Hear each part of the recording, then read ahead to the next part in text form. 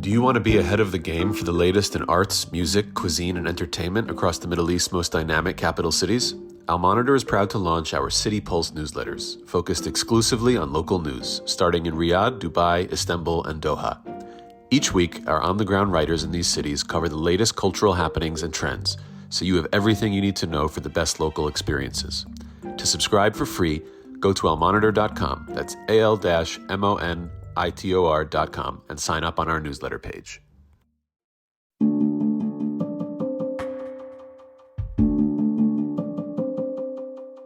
Welcome back to On the Middle East, Al-Monitor's podcast on the big and interesting stories in the region.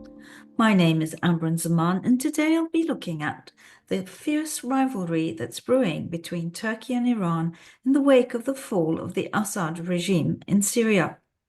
Iran is particularly worried about Turkey's ever-growing footprint in the region, and particularly in Syria, where Turkey has more than 20,000 troops, and a government that's friendly to it, now sitting in Damascus.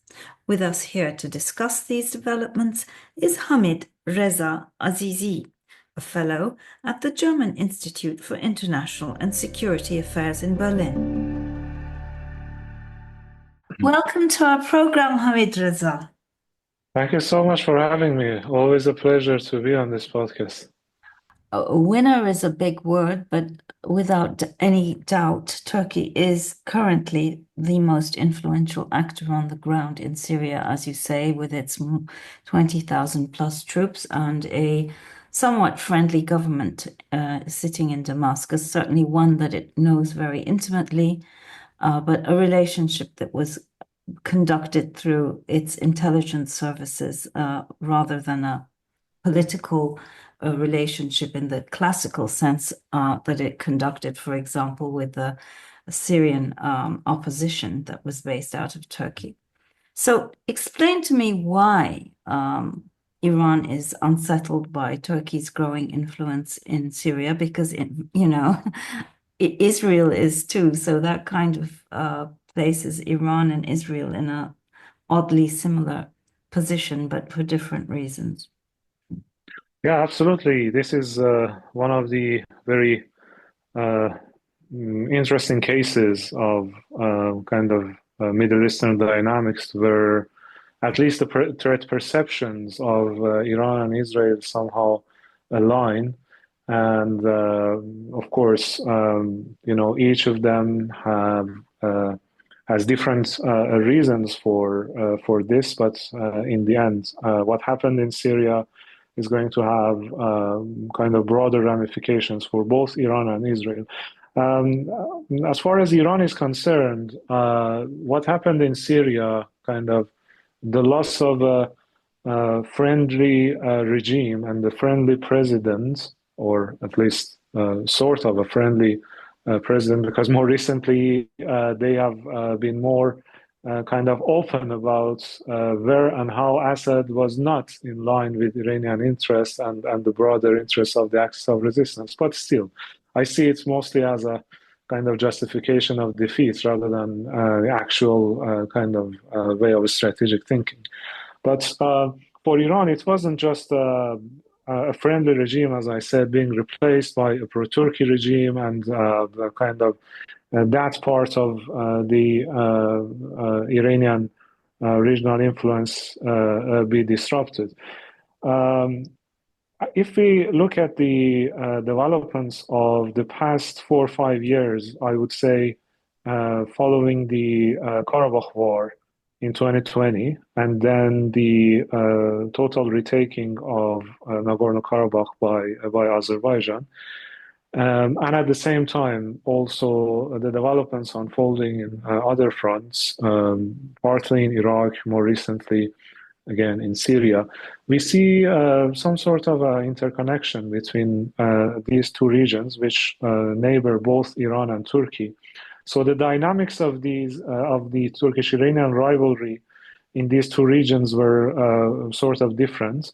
For example, in the Middle East, as far as Syria was concerned, it was mostly about the extension of, as I said, the Levant front of Iranian regional network, mostly aimed at at countering Israel and kind of in the context of this notion of forward defense. But at the same time, it meant that Turkish influence in the Middle East was also put in check by Iranian influence. They cooperated somehow.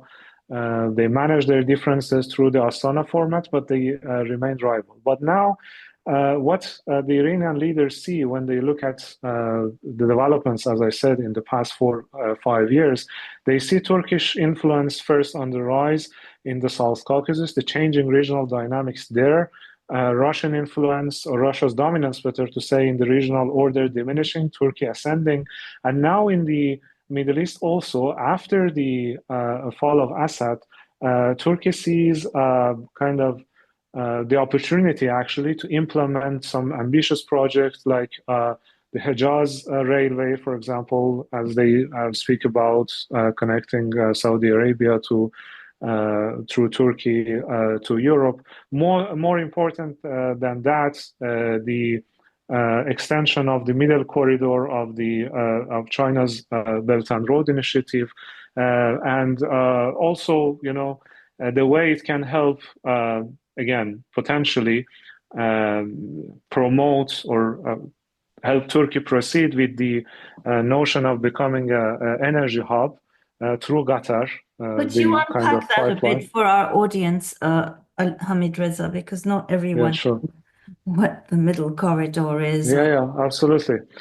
So what I'm going to say actually is that Turkey is pursuing kind of different energy, transport, and kind of connectivity projects, which actually link the South Caucasus region and Central Asia, of course, Iran's northern neighborhood, through Turkey itself to Europe, and through which the dynamics, at least geoeconomic dynamics of the South Caucasus and the Middle East are somehow getting connected. The Middle Corridor is the initiative that Turkey is it has been trying to promote and implement as part of China's Belt and Road project, which of course means a series of transport and kind of trade routes connecting east to the west, and running through toward Iraq, which Iran considers as its, I guess, only that's actually the main regional point. ally. Yeah. Especially that's where actually Syria comes to play, because this was Iran's ambition to kind of convince China to go for a corridor that would go through Iran to Iraq and Syria toward the Mediterranean. And these are the competing views. Now, with the fall of Assad, Iran has lost that advantage. And now Turkey sees kind of the opportunity to promote its own vision, which actually gets even more complicated when we consider something called the Zangezur corridor, which is going to be an integral part of these Turkish connectivity plans for the South Caucasus toward the Middle East.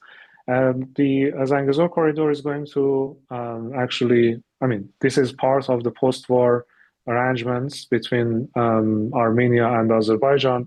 The way it is presented and kind of promoted by Azerbaijan, Turkey, and also supported by Russia, by the way, is that it will somehow deprive Iran from the land access that it has to Armenia. It goes from Azerbaijan's mainland to Nakhchivan, and further down the way toward Turkey, but it goes through Armenia's southern province of Syunik, which borders Iran. So, in a nutshell, Iran has lost its advantage in China's Belt and Road Initiative by losing access to the Mediterranean. Turkey now feeling emboldened to implement Zangezur corridor means that Iran is also going to be in a disadvantageous position potentially in the South Caucasus. And also, in a longer term perspective, I mean, although Iran right now is under international sanctions, it cannot effectively sell oil or gas to Europe. But even in a longer term perspective, if, for example, the idea of Qatar Turkey gas pipeline is materialized, then it will put Iran again in a more disadvantageous position vis-a-vis its rivals. And again, here Turkey comes to play. So these all have resulted in the emergence of a concept called geopolitical suffocation of Iran. This is something that you can hear and see in the discussions among Iranian experts, and interestingly, the main actor which is seen as the main or the key geopolitical and geoeconomic rival to Iran, it's not Israel, it's not Saudi Arabia, it's not UAE, it is Turkey, because it is in the center of all these different initiatives. That's quite an interesting turn, really, that it's being articulated so openly, because, I mean, historically, the Ottomans and the Persians have been rivals, but it's, in modern times, been managed rivalry. So do you see a potential for things getting hostile between Turkey and Iran? If there is concern in Iran, what can Iran do? I mean, there's always this idea that it can mobilize the PKK against Turkey, for example. That's certainly an argument that's being used by Turkey as it pushes this so-called peace plan between the PKK and the Turkish government. Do you see Iran going down that route? There are, of course, potential tools that Iran can resort to, but given the risks, I still don't see Iran, kind of choosing that direction. Actually, this is very interesting what you mentioned, because this sort of I would call it kind of dangerous cards that Iran does have or can resort to, but it may result in a confrontational sort of phase in the relationship. These are also considered as part of that geopolitical suffocation, because not only Turkey, by pursuing sometimes, as it is seen as aggressively, or at least in an assertive way, all these different geopolitical and geoeconomic initiatives, but also it has somehow benefited from an Iran under international pressure and sanctions to make Iran itself dependent on, on Turkey. For example, we had known cases of Iran using Turkey to circumvent sanctions, or when it comes to the South Caucasus, for example, Turkish initiative of 3+3, like Iran, Turkey, Russia on one hand, and 3 South Caucasus countries, as a gesture to Iran that you can actually be part of these regional settings that are changing. These are seen as sort of Turkey playing it smart, already benefiting from an Iran under isolation, moving forward with its regional plans, kind of disarming Iran from the cards that it has, for example, in Syria, but at the same time keeping Iran dependent. But I mean, isn't the paradox also, forgive me for interrupting you, that now that Trump has declared this maximum pressure campaign on Iran, and we have yet to see what shape it takes, doesn't that make Iran even more dependent on Turkey? I mean, the last thing Iran needs is to alienate a big, powerful neighbor at a time that it's just so terribly isolated. I mean, also, let's talk about Saudi Arabia a bit, because you did mention to us in a previous conversation that Iran and Saudi Arabia could cooperate in Syria. So let's look at that a bit as well.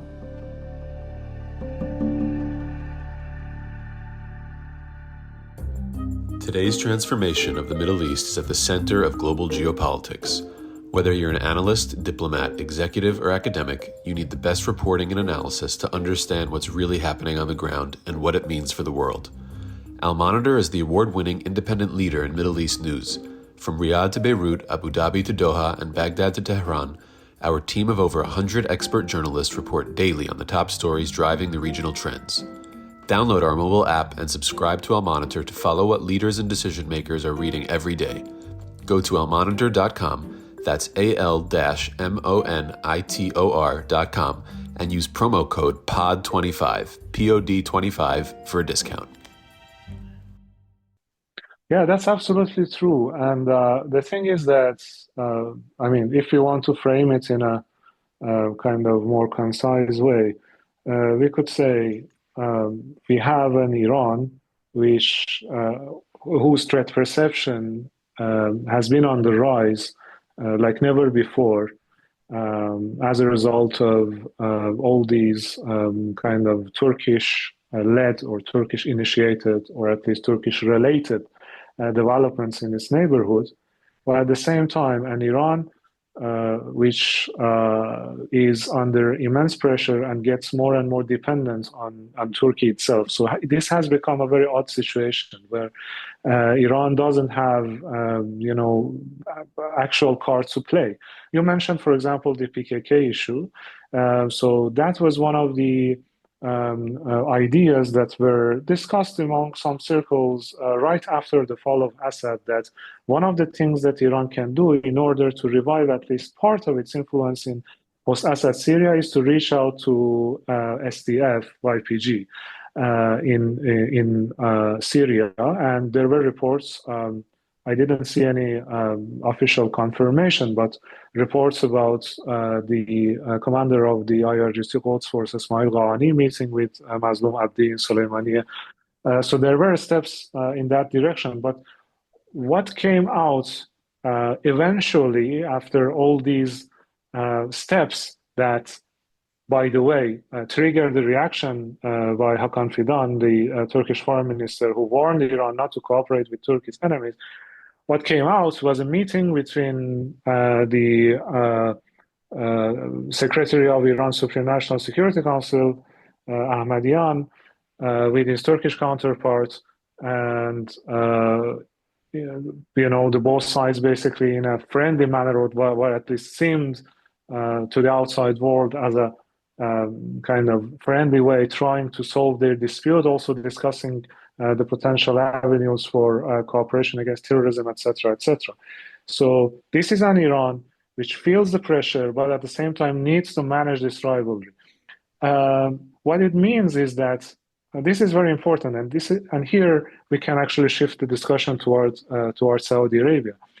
What this means to me is that this mixture of cooperation and rivalry, which always for decades, and I would say even centuries, defined the relationship between Iran and Turkey, now has become, the cooperation part of that has become very much superficial and very much out of necessity when it comes to Iran. It means that if Iran finds an avenue to get out of this systemic pressure, international pressure, be it through a deal with the United States, be it through some sort of alliance, let's say, with a great power like Russia and China, which seems not quite realistic at the moment, or through some sort of arrangements with regional powers, other regional powers like Saudi Arabia, it wouldn't hesitate to use those cards